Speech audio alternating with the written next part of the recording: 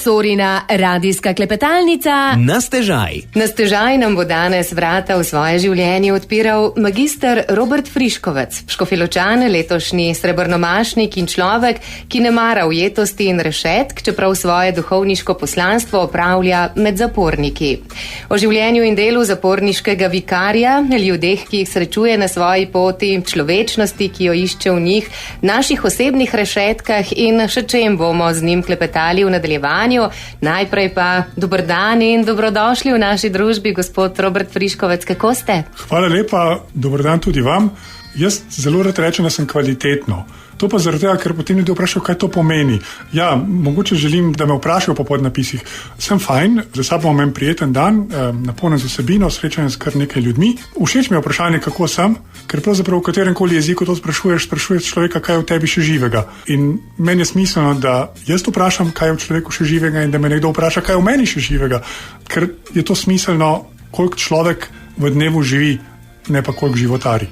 Ja, radi iščete to živost, pa jo v današnjem času pogosto najdete. Jo je treba fejst brskati, oziroma je treba za njo fejst brskati po ljudeh. Sem kar malo zastokal. Ne, pravzaprav tega je zelo malo danes. Res je malo. Pa ne, da bi zdaj kogarkoli hotel obtoževati, ampak dejansko je v ljudeh zelo malo življenja. Ne zavedamo se, da imamo samo eno življenje in da ga je treba živeti. Mi dobesedno gremo iz dneva v dan, pademo v rutino, stanemo, gremo v službo, pridemo domov, gremo spat ali pa v šolo in podobno, ampak to dostikrat ni življenje. Zaradi tega, ker grejo trenutki mimo nas, grejo ljudje mimo nas. Še najhujše je to, da grejo najbližji mimo nas. Jaz srečujem ljudi, ki se zbudijo nekje tam sred svojega življenja in jim je, bom rekel, hudo, ker pravzaprav res niso živeli. Tako da ne najdem preveč živosti in s tem namenom želim spodbujati, da smo ljudje bolj živi, da se tega saj zavedamo ali pa da ozaveščamo oziroma osredinjamo se v tem trenutku. No? Ker smiselno je živeti ta trenutek. Velik del populacije živi nekaj, kar je bilo, ali pa sanja o tem, kaj bo, ne pa kaj je zdaj. Jaz ta trenutek nisem nikjer drugih kot z vami v studiu. In tukaj mora biti, nič mi ne pomaga, če zdaj gruntam, kaj je bilo pred 2 urami, ali kako sem se bil še bolj fajn, kot pa tukaj na Radio Sora. Hetam se. Ali pa kaj bo čez 2 uri, ko bom pa ne vem nekaj. Niti ne vem, če čez 2 uri še bom. Ampak hočem reči, no, res se učiti živeti to in to ne pomeni zdaj Angleži bi rekel keep smiling sistem, da imaš zdaj vsta do všes, ampak da tudi, če je težko, da stopiš noter, ker tudi to težo, ki jo mogoče nosiš, je treba živeti in delati korak naprej. Vi ste to naredili že v rani mladosti, lahko rečeva. Ko sem brskala po podatkih o vas, vašem življenju, se mi je zdelo zelo zanimivo, kako ste vi pravzaprav našli pot v cerkev. Pravzaprav ste iskali še večji nesmisel od nesmisla, ki ste ga živeli vi, v tem pa pravzaprav našli smisel in poslanstvo svojega življenja. Jaz sem bil tipičen najstnik, ja, dobesedno. Tudi iz tipične familije. Danes bom rekel zelo tipične. 2 starša, oče odide, ima druge gospe, imam 5 let starejšega brata, ki se, bom rekel, fajtava non-stop. Ampak ja, v tebi se nabira en kup nerešenih vprašanj, tudi občutki krivde, zakaj se je zgodilo to v družini, kot se je, ker stalno misliš, da si ti kriv. Ali pa bom rekel stvari, ki jih ne razumeš, ja, a sem sploh še kaj vreden. Občutki samopodobe, bom rekel, te stvari so se mešale v meni in jaz sem se res počutil zelo, zelo nesmiselnega. Tako, prav tisto, danes mi mladi govorijo, ja, vse brez veze, nič ni dobro, vsi ste isti, tako, popolna ekspanzija, vse, nič nihče.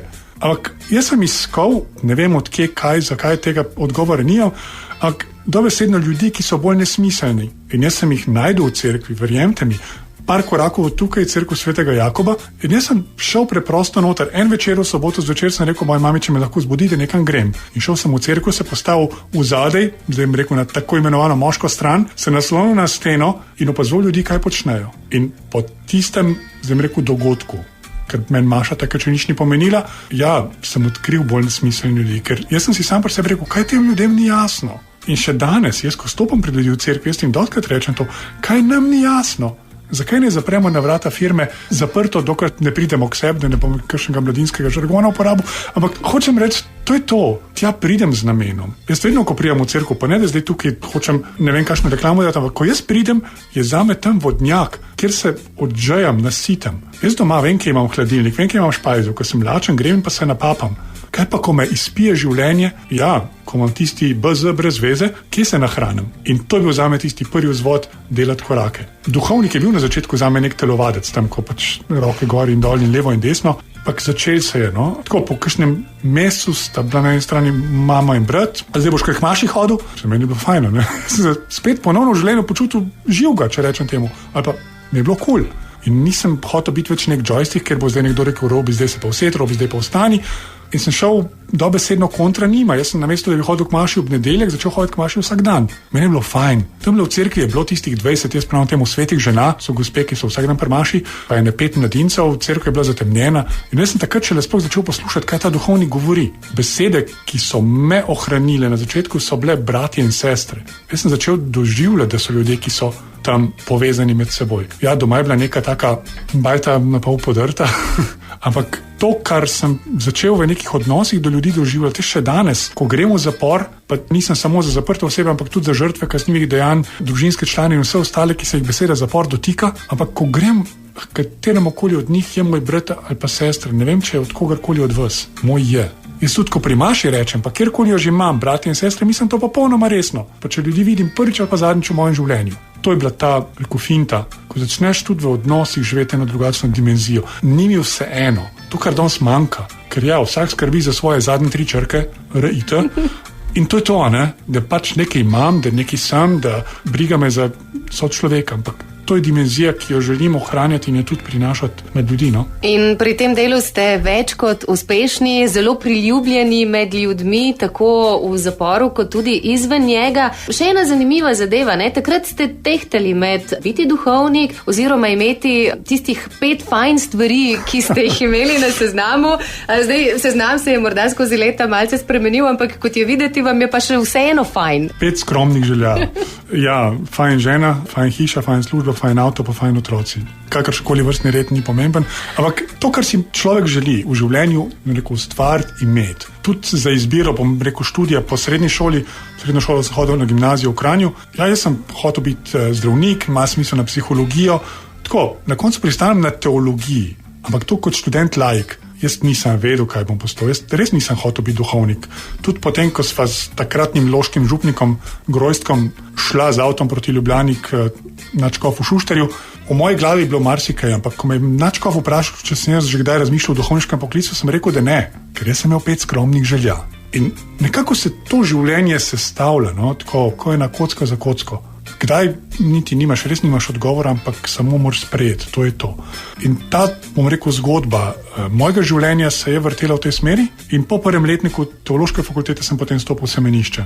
V zaporu sem pa začel delati prej, pri 19 letih, kot prostovoljc preko Centra za socialno delo. Zakaj? Ker sem zagledal en plakat, kjer je pisalo, če želiš spremljati zaprte osebe, pokliči to in to številko Centra za socialno delo Vič, Centra za socialno delo Bežigrad in se priključi skupini prostovoljcev. In vi imate radi izzive in ste to naredili? Tako kot ste me vi, gospa Jana, poklicala, v mojem življenju je beseda s 5 črkami in to je IZZIV, izziv.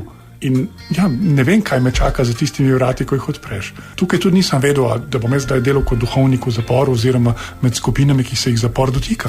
In tako sem padel v zapor. Tako sem pristal med ljudmi, ki se znajdejo, na drugi strani rešetka, pa na meji zakona, in to počnem še danes. Kot duhovnik 25 let, več pa od tistega mojega 19. leta, že več kot 30 let. Kar nekaj izkušenj in kar nekaj zanimivih zgodb, po katerih bova kakšno več rekla tudi po glasbi. Na stežaj. Sorina radijska klepetalnica. Robert Friškovec ostaja v naši družbi, Škofjeločan, srebrnomašnik letošnji in seveda duhovnik, ki skrbi tako za oskrbo zaprtih, kot seveda tudi, kot ste že sami omenili, žrtev in vseh, ki so nekako nekako povezani s temi dejanji. Letos ste praznovali 25 let duhovniškega poklica v domači Škofji Loki. Kako zdaj gledate na tole praznovanje? Kaj vam je pomenilo se po četrt stoletja vrniti v cerkev, kjer se je pravzaprav vse začelo? Se pravzaprav vračam kar redno, ampak ja, po 25 letih je bilo meni smiselno reči v prvi vrsti Bogu hvala in hvala tudi ljudem, s katerimi sem povezan. Pri tej srebrni maši so se zbrali ljudje iz različnih odtenkov teh 25 let, od župnije Brezovica, kjer sem bil najprej kaplan, do župnije Dolnji Logatec, kjer sem bil duhovni pomočnik, do zaposlenih v zaporskem sistemu, do bivših zaprtih oseb, do skavtov, do tistih, ki sem bil z njimi, bom rekel, ko so stopili na skupno življenjsko pot, prostovoljcev, res različne skupine in ljudje so se tam zbrali. In bil en tak lep dogodek, no, predvsem umirjen. Jaz sam sem doživljal tako en tak mir in lepoto, da sem se lahko z vsemi ljudmi srečal. Kar je meni ostalo, je, da sem tam in da jih nagovorim o Božji besedi, ki smo jo brali tisto nedeljo. Po sami sveti maši smo se vzunaj podružili. Zdaj, to je bila en eksperiment, ki ga v Škofji Loki še ni bilo. No. Jaz nisem imel te navade, da zdaj pa peščico ljudi vzamem, pa gremo nekam na kosilo. Ne. To ni moj stil. Jaz sem rekel župniku tukaj, Mateja, bi bilo možno, da pa kdorkoli pride, da pač dobi nekaj za jest. Sej niso dobili vsi za jest, kaj je zmanjkalo. Bil pa jaz misel ravno v tem, ja, tako zelo preprosto. Naročil sem golaž pa polento, da za vsakogar nekaj naj bi bilo. Ljudje so spekli razne dobrote, potem še zraven, ampak to je to, no, da se po maši podružimo ljudje, da se obogatimo, da se srečamo in da nam ta dogodek daje neko hrano za naprej. Tako kot jo vam dajejo srečanja z ljudmi, pravzaprav sami zelo redko uporabljate besedo zapor, zapornik, ne, kajti vi se srečujete s človekom, ne pravzaprav s stavbo oziroma s kakšno drugo etiketo, ki jih ljudje tako radi lepimo. Zdaj Dostojevski je rekel, odprite mi zapore in pokažem vam stopnjo vaše civilizacije. Jaz velikokrat rečem, da je zapor ogledalo družbe. To, kar je od zunaj, je noter in kar je noter, pride ven. Jaz ne ločam med noter in od zunaj, ker tako, kdaj smo zaporniki mi ljudje, ki smo zunaj? Ko se, ne vem, jezimo, smo v zaporu jeze, ko smo užaljeni, smo v zaporu užaljenosti, ljubosumni v zaporu ljubosumja, nevoščljivi v zaporu nevoščljivosti. Pa vemo, da teh stvari ni toliko malo med nami. Kar držite tukaj noter, no, tako v prsih ali pa če rečem v notranjosti. In to je to, no, ko se na človekovem obrazu vidijo rešetke. Ko pogledaš človekov obraz, pa vidiš, da ga nekaj drži. Vprašanje, kako si, ko smo začela. Ampak zame je zapor prostor, kjer so ljudje, rekel, obliko, kot jo poznamo danes, poznamo nekaj 300 let od razsvetljenstva naprej, kar govori nekak zgodovina penologije. Ampak smiselno je tudi v zaporu predvsem srečati človekovo notranjost. Jaz tudi njim rečem, te 4 stene bodo šle. Bistveno pa je, a gredo tiste 4 stene, ki so v tvojem srcu ali v tvoji notranjosti. Ker iz tega razloga se nam lahko velikokrat dogaja potem povratništvo ali pa celo specialno povratništvo, to se pravi, da ljudje pridejo več kot 2-krat nazaj, ker jih, bom rekel, pripelje spet v ujetost ali pa v tist začaran krog, ko pa narediš kaznivo dejanje. Nisem želel uporabiti sam besedo neumnost, ker je premehka, ampak ja, dejansko kaznivo dejanje, za katero je potem izrečen kazen zapora. Sami ste na področju duhovne oskrbe zapornikov v Sloveniji orali ledino, ne? Leta 1999, ko ste postali duhovnik, ste pravzaprav začeli postavljati samo duhovno oskrbo. Kakšen izziv pa je to predstavljalo za vas? Ja, velik. Jaz sem sicer imel izkušnjo, jaz sem delal v Italiji v zaporu, se pravi v rimskem zaporu Rebibbia. Samo za primerjavo, recimo Slovenija ima ta trenutek nekaj čez 1800 zaprtih oseb, Italija jih ima 57 000. Jaz sem delal v zaporu, kjer je bilo več kot 1000 zaprtih oseb, se pravi v Rimu, to je eden večjih italijanskih zaporov, in tam sem si nabiral izkušnje. Tukaj v Sloveniji je bilo to popolna neznanka, ker ko priješ v zapor in te vsi gledajo, kaj pa zdaj to. Verjemte, tudi leta in leta, še tudi ko sem delal v zaporskem sistemu, je bilo tisto, kaj pa to treba, ne? Tudi zunaj. Jaz sem, bom rekel, strani neke uradne avtoritete cerkve dobil stavek, zakaj pa sploh hodiš noter, saj so oni že tako pokasirajo svoje. Zaporsko področje ali pa področje skupin vezanih na zapor je, to je na tako res marginalno področje, no? Ampak to mi je všeč mogoče pri papežu Frančišku, ki vedno pravi, pojdimo na rob družbe, no? Pojdimo tja, kamor običajno ne gremo, ne? Ker niti ne vidimo ali pa si zatiskamo oči. Človek se ne sreča z zaporom, če nima tam nekoga od svojih bližnjih ali pa če njega ne doleti zapor. Zdaj, star slovenski pregovor pravi, da je za vsakogar en cegov v bolnišnici, en cegov v zaporu, pa en plac na pokopališču. Ampak še vedno mi ljudje govorijo, jaz pa nikoli v življenju ne bom padel v zapor. Se pa to ne more zgoditi. Hočem reči, zapor je realnost, no? In ko sem začel noter delati, meni se je zgodilo tudi to, da sem se iz Ljubljane peljal v Maribor, pa mi tam na vratih pravosodni policist rekel, nobenega ne bo za vas, in sem se mogel obrniti, pa sem šel nazaj. Ogromno je bilo enega sumničenja, tudi kaj zdaj ta človek, zdaj bom povedal tako, kot je bilo rečeno, kaj bo zdaj ta čupovc tukaj delal, ne? Imel sem dolge lase, mlad duhovnik in zdaj, kaj ima pa on tam zadelati? Jaz sem velikokrat sedel v prazni sobi in čakal, da bo kdo prišel. Nihče ni prišel, ker nikomu niso povedali, da sem tam. Torej, to so bili res koraki postavljati zdaj to področje duhovne skrbe. Roko na srce, če gledam danes, smo naprej, ampak verjamem, da bi se dalo še marsikaj, no. Meni je bilo na začetku ta ideja, kot je recimo v državah, ki nas obkrožajo in tudi v mnogih evropskih državah, da je duhovnik preprosto v zaporu navzoč, da ljudje vejo, da poznajo. Jaz recimo, ko sem bil v Italiji, sem imel ključe in sem šel od celice do celice in se pogovoril, pozdravil, povprašal, dal spodbudo, tako. In so se tkale različne stvari, no. Tudi, da so potem ljudje prišli in imeli prostor se odpreti, spregovoriti na drugačen način, kot pa pri osebju, ki jih obravnava na prestajanju kazni. In včasih je prav to, ne, da imajo priložnost spregovoriti, da so slišani, pravzaprav edino, kar ljudje potrebujemo, naj si bo v zaporu kot instituciji, kot morda tudi zunaj, ne v naših lastnih zaporih. To je v prvi vrsti. Saj, ko me nekdo vpraša, kaj delaš v zaporu, je moja beseda slišati. Dati prostor, da je nekdo slišan. Saj ni ta prvo tisto, zdaj se pa usedla pa naredila križ, ker to lahko nič ne pomaga. Ker če ti človeka ne slišiš, bo on lahko naredil tisti križ samo zaradi tebe, ker bo lahko spoštoval tebe ali pa ker misli, da je tako treba. Ampak smiselno je pa najprej dati prostor, da on spregovori. Mogoče jih da ogromno kletvic. Jaz sem se ne poslušal to kletvico v življenju, da vam ne znam povedati. Ampak hočem reči, tudi to ima svoje ozadje. Moj naslednji stavek je vedno, da mi kaj več povej. A mi daš še kakšen stavek? A lahko še kaj rečeš? Čakaj, tukaj si ne predstavljam, če zdaj ta film ima razvid. Tako, hočem reči, da človek spregovori o sebi. Marsikomu je težko. Štaj, ker ljudje nismo navajeni govoriti. Ker znamo zelo hiter, kako si v redu, dober, bo. Pa drugač, gre. Tako, smo uviti v neke celofane ali pa v neke fraze. In v zaporu je izziv potem tudi prijeti v človeka, da ti pove, kdaj je potrebna tudi tišina, da znaš biti tiho ob človeku in pustiti, da on spregovori. Tako približno kot med nami zdaj. Ampak hočem reči, da bom rekel, izziv je lahko vsak stik, ki ga imaš, ker ne veš, kam te bo to pripeljalo. Kako pa potem, ko pogovor steče, ne? Različne so zgodbe, ki ljudi peljejo v, če rečeva temu, ekstremna dejanja, ki jih kot družba obsojamo, ki so nesprejemljiva. Kako je potem delati korake naprej, ne, k spremembi?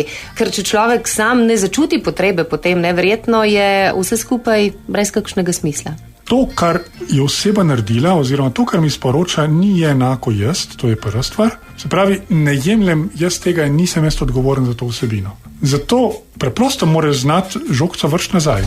Jaz veliko ga vprašam, a mi lahko pomagate, kaj bi se pa dalo v tej situaciji narediti? Ne vem, če se itak nič ne da, če vse brez veze, jaz sem že vse probal, ampak če probajo zdaj razmišljati. Tako, želim, da je on odgovoren za svoj trenutek. Ker to ima svoj pomen, no. Mi danes zelo hitro lahko jemljemo odgovornost. Na nek način tudi zapor lahko osebam jemlje odgovornost. Sodnik te obsodi na, neko zaporno kazen, ljudje v zunaj imamo itak občutek, se ga bomo dali tja, da se bo poboljšal, ne? Ampak on lahko zapor odleži ali pa, odsedi. In ko pride ven, je to. Kje je ta moment odgovornosti? Zato vsaj pri tem delu, ki ga opravljam, pri pogovoru, mečem to žogico nazaj, ker želim, da je on odgovoren. Da je on tisti, ki dela korake, ker potem bo to njegovo. Drugač ga bom imel čez 14 dni spet nazaj, pa bo rekel, kaj robi. Sem probal, ampak nič ni šlo, mi nič ni pomagalo. Zato, ker sem mu dal nasvet, ki bi ga jaz naredil. Ampak on je v mojih čevljih, jaz pa ne v njegovih. In to je modrost. Mi dosti radi dajemo nasvete, ampak nasvete dajemo iz svoje izkušnje. In to ni finta. Prav bi bilo, da človeka opolnomočimo do te variante, da je on odgovoren za svojo situacijo. Jaz poznam starše, ki namesto svojih otrok naredijo nalogo. Zato, ker je to hitrejš, ker je najlažji, ker je manj kompliciranja, manj vzdihovanja, manj upitja, manj vsega. Ampak naredimo otroka odgovornega za trenutek, ki ga ima? Ne. To je to, no. Pa vem, da vzame nekaj več časa. vem, da vzame tudi nekaj več pripomočkov, ampak tega se človek nauči, da ne prevzema odgovornosti od drugega človeka. Jaz sem kdaj kakšna predavanja za sodelavce, sodelavke Caritas, pa tudi kje v bolnišnicah, kjer zelo hiter v teh okoljih začnejo, bom rekel, človeka delati odvisnega od sebe. In to ni prav, to res ni prav, ker s tem človeka navadimo nase ali pa, bom rekel, tako navlečemo nase, ne pustimo pa, da on išče pot ali pa svojo možnost, ki jo lahko naredi. In o možnostih, ki so na voljo tudi v zaporih, tako žrtvam kot storilcem kaznivih dejanj, bomo kakšno rekli še po glasbi. Sorina radijska klepetalnica na stežaj. V družbi Roberta Friškovca ostajamo še nekaj minut tegale ponedeljkovega jutra. Prej sva že govorila o odgovornosti. Dan današnji se zdi, da je govoriti o odgovornosti skoraj da malo bogokletno. Pa je ta še kako pomembna, sploh pri najmlajših. Prej ste že omenili primer delanja domače naloge, Različni so ti primeri, ki jemljajo odgovornost najmlajšim. Kako bi jo lahko bolj poudarili, bolj izpostavili, ne nazadnje tudi bolj živeli vsi skupaj, tudi mi odrasli? Če malo opazujemo generacije, bom rekel, generacija mojih staršev nam je hotela dati neko izobrazbo, da smo imeli vsega dosti, bom rekel, tudi hrane in vsega, ker pred tem jim je manjkalo, bom rekel, tisto povojno obdobje ni bilo stvari. Danes starši svojim otrokom omogočajo, kupijo jim avto, kupijo jim stanovanje, tako, vse gremo v nek tak ekstrem, ti se samo učlej pa bo tako, ampak rekel, stvar odgovornosti v življenju je veliko več, da se v življenju, bom rekel, znaš obrniti. Zdaj bomo prav besedo znajdeti, ampak to ne pomeni v tistem pokvarjen pomenu besede. Srečujem ljudi, ko imamo, skupino mladih in rečemo, si bomo organizirali dnevne naloge in recimo pripravljanje jedilnice ali pa pospravljanje posode. In ljudje ne znajo pomiti posode. Rečem, kdo pa res doma pomijo, je mami. Zakaj pa ne ti, ki reče, ne se omakne, da vmes hitreje naredila. Jaz pa me da vse pomočem. Ali pa ne vem, odnašanje svojih cun iz svoje sobe v kopalnico. Jaz vem, da nobeni mami zdaj ni prehudost se stegniti za tistimi 2 štumfi, ki sta še tam ležiti, ampak odgovornost je ravno v tem, da naučimo človeka funkcionirati. Mi bomo imeli lahko ogromno izobraženih ljudi, ampak bojo v življenju idioti, ker se ne bodo znali, bom rekel, orientirati in sploh poskrbeti zase. Zato prihaja, bom rekel, spet generacija, saj opazujem tako, ko mlajši iščejo lik, bom rekel, v svoji ženi, ki bo pravzaprav njihova mama, ker bo za njih skrbela. In to ni to.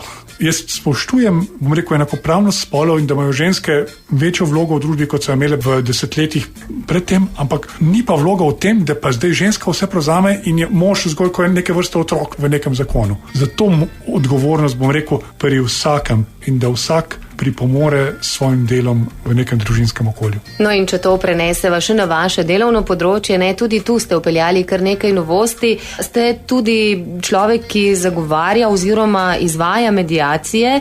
Zakaj so te tako pomembne, da ni vedno samo storilec kaznivega dejanja tisti, ki nekako družbi poplača s tem, ko je na prestajanju zaporne kazni, ampak da tudi žrtve, nazadnje po drugi strani dobijo neke odgovore, zadoščenje, da lahko naredijo korak naprej. Ja, res, jaz sem mediator, tudi trener mediatorjev. Mediacijo sem upeljal predvsem za mirno reševanje konfliktov v zaporskem okolju, predvsem ker, konfliktov je ogromno. Pa zdaj ne samo med zaprtimi osebami ali pa med zaprtimi osebami in osebjem, ampak tudi med samim osebjem. Ker danes med zaposlenimi je ogromno konfliktov, ker v zaporskem okolju so recimo pravosodni policisti, potem imamo pa tretmansko osebje, kot dvoje kril pljuč, ki jo obe potrebujemo, ampak eni in drugi, kdo je pomembnejši. In ogromno enih drugih stvari, ne vem, kot sem rekel, novinari pa tehniki. Ampak to sem jaz rekel, to ni ben drug rekel, ampak hočem reči, mediacija je eden od ključev, ki pomagajo pri razreševanju konfliktov. Zdaj pa, treba je paziti, jaz ne vodim mediacije med žrtvijo in storilcem, predvsem zaradi žrtev. Ker pri mediaciji tukaj ne gre za konflikt med žrtvijo in storilcem, ker žrtvo lahko ni nič pripomogla oziroma običajno ni nič pripomogla k temu, da bi kakorkoli imela s tem storilcem. Če nekdo vlomil v naše stanovanje, mi z njim nismo imeli nič in zato nisem na enakovrednem nivoju. Zato sem pred leti, tudi to je bil moj podiplomski študij oziroma magistrski študij v Angliji, v Hallu, to je mestece na severu Anglije, kjer je takrat igral slovenski nogometaš Robert Koren, obnavljalno pravičnost, restorative justice v angleščini, kjer pa pripelješ skupaj v različnih kontekstih lahko tako odgovorno osebo oziroma storilca oškodovano osebo, žrtev in skupnost. To je ena od stvari, ki jo v Sloveniji zelo malo poznamo, no, ker je zelo malo ni poznana. No. Mi poznamo, mediacijo pa poravnavo, ampak te, dialoge ali pa srečevanja, ker tudi skupnost ima tisti element, ker vsako kaznivo dejanje se zgodi v nekem okolju ali pa se zgodi na nekem teritoriju. Jaz pravim, velikokrat v našem cerkvenem življenju, vsako kaznivo dejanje se zgodi na teritoriju ene župnije. Kaj župnija naredi v tej situaciji? Ne? V enem od slovenskih mest se je zgodilo, da je ena gospa povozila na prehodu za pešce punčko in obe mamici, se pravi mamica od punčke in ta gospa, ki je povozila, sta hodile k maši. Ampak sta se začele izogibati in vsaka hodila ob svoji uri. Ljudje po maši so se dobivali ob eni in drugi. Ampak ta skupnost pa ni naredila tistega koraka, ki bi ga lahko. Kaj zdaj to pomeni, ko se zgodi hudodelstvo, pa da se nagovori potrebe tako ene kot druge osebe in tudi skupnosti. Tako da tukaj se mi zdi, vsi ti ljudje nosijo potrebe. Žrtev konec koncev ima priložnost vprašati storilca tista vprašanja, ki jih nosi v sebi. Storilec ima priložnost povedati tisto, kar želi oziroma kar zanima nasprotno stran. In to so, zame orodja, ki pripomorejo k veliko več mira v neki notranjosti, kot pa zgolj, da gremo skozi proces, damo kazen. V Ameriki poznamo smrtno kazen, tudi v Sloveniji bi ljudje marsikje rekli, kar pred zid pa streljamo, ampak poznamo smrtno kazen, ampak če vprašaš žrtve, ki so lahko navzoče tudi pri usmrtitvi, če imajo mir, boste dobili odgovor, da ne. Ker tiste osebe jim ne more eden povrniti. Zato so recimo določene stvari, kdaj v kakšnih filmih vidimo, kot tako žrtev, kot storilec ali pa starši od žrtve, potem nastopajo skupaj in imajo pričevanja. To so velikokrat sadovi prav takih obnovljalnih postopkov.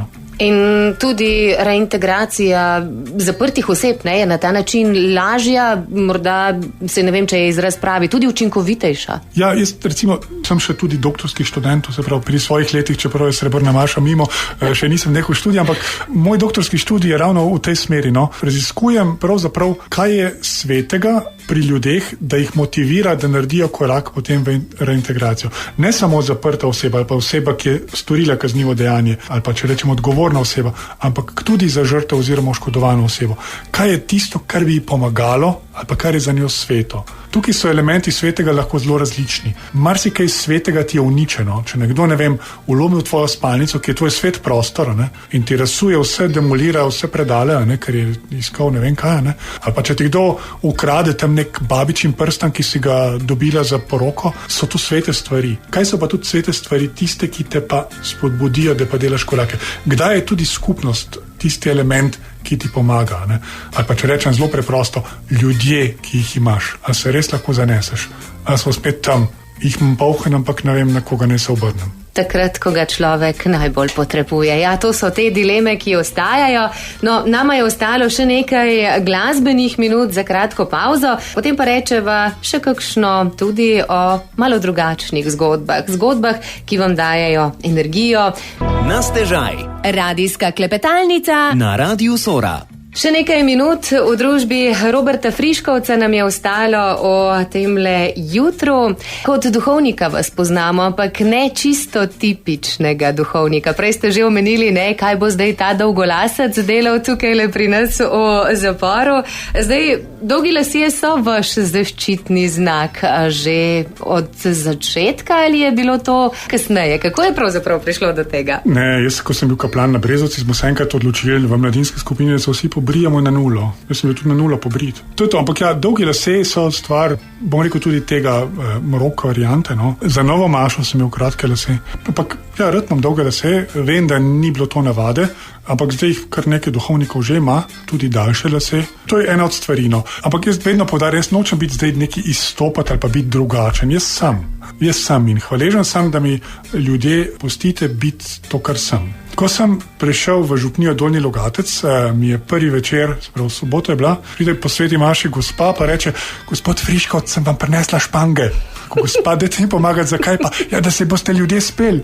Gospa, pa se je imel Jezus tudi dolge lase. Pa gospa reka nazaj, ja že, ampak takrat niso poznali frizerjev. Okay.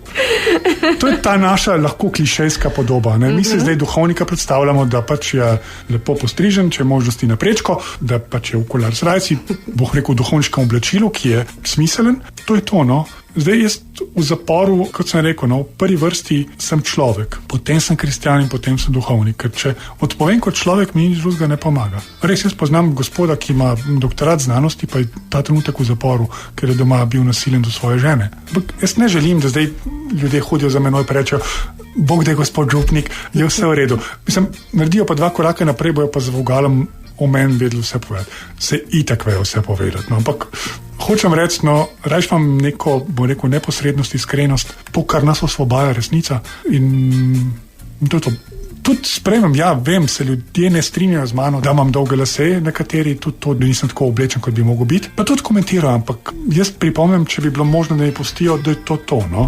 Pa se potem nekako strinjamo, no, da ja. Na kakšen odziv pa naletite, ko ljudem, lahko rečemo, kar direktno poveste, ne, da prisegate na življenje brez maske? Smo ljudje tisti, ki si upamo snet, sploh v teh časih, ne, ko živimo v svetu popolnih Instagram filtrov in ne vem, če se še. Veste kaj, večina ljudi prepričajo, da živi brez maske. Ker ljudje, ko jaz recimo nekaj takega rečem, ja, to je pa res, ja, tudi jaz živim brez maske. Mislim, ljudje nadodajo to, da tako, ampak ko si nekaj časa z njimi vidiš, da igrajo igro s tabo, ker želijo, bom rekel, te pogajati ali pa biti s teboj. In biti brez maske od tebe zahteva nek pogum. Mi smo celo življenje bili trenirani igrati z maskami, različnimi. In to, da snameš masko in pokažeš, kdo si, ali pa kaj vse je v tebi, je en velik korak, ki, bom rekel, se ne zgodi zelo pogosto. Jaz vidim, da kdaj partnerji, sprav mož, žena ali pa partnerji, ne snamejo maske. Otroci pred starši in starši pred otroki. To so res potem tisti koraki, a imam prostor, da lahko spregovorim to. Ker če ti jaz povem, kdo sem, kaj si boš ti mislil? Kaj če boš pa odšel? Jaz srečujem ljudi, ki se stalno bojijo, da ne bo kdo iz njihovega življenja všel. Jaz sem imel ta problem, ja, ker je odšel en del iz družine, kjer sem se rodil in imeti potem stalno, da ne bom svet kaj naredil narobe, da bo še kdo odšel v življenju. Ne vem, prijatelj, sošolc, tako. In te stvari moraš ozavestiti, bom rekel, tudi prepoznati, da zdraviš neke svoje notranje ranjenosti. In zdaj je res to, no, a se učiva imeti prostor, da lahko spregovorim in sem to, kar sem, pa da ne bo nič narobe.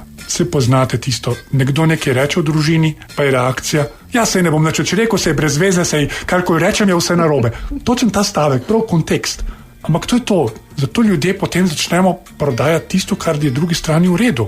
In ta neko pogum se uči, bom rekel, resničen, no. Ja, vse ga učiš, no, vse ga učiš iz dneva v dan in jaz mislim, da ima svoj smisel, no. Tudi zaradi tega, ker se človek počuti potem uresničenega, no. Jaz ravno to doživljam nek svoj mir, da lahko dam to, kar dam. Da ni zdaj neko leporečenje, pa tako, da smo vsi fajn, na koncu jim pa rekel, sem bil to jaz? Mislim, ja, lahko se usedem dol, pa rečem, ok, smo naredili kljukca, ampak a sem bil jaz? No. Zato govorim o tem, no, da ljudje damo masko, oziroma ja, da pokažemo svoj resnični obraz. No. Tudi vi kot duhovnik, ne, za katerega ljudje običajno mislijo, da nimate nekih večjih težav, nekih notranjih bojev, da ne grešite in se pregrešite včasih? Veste, kaj pravi v Svetem pismu? Pravični greši 7-krat na dan. Jaz nisem pravičen. Tako da, ja, dejansko tudi duhovniki imamo ranjenosti, kot jih imajo vsi ljudje, imamo želje, potrebe, kaj ne rečem, grešne spotike, doskrat verjetno še večje. Mislim, iz tega nisi izuzet in zato živiš to dimenzijo.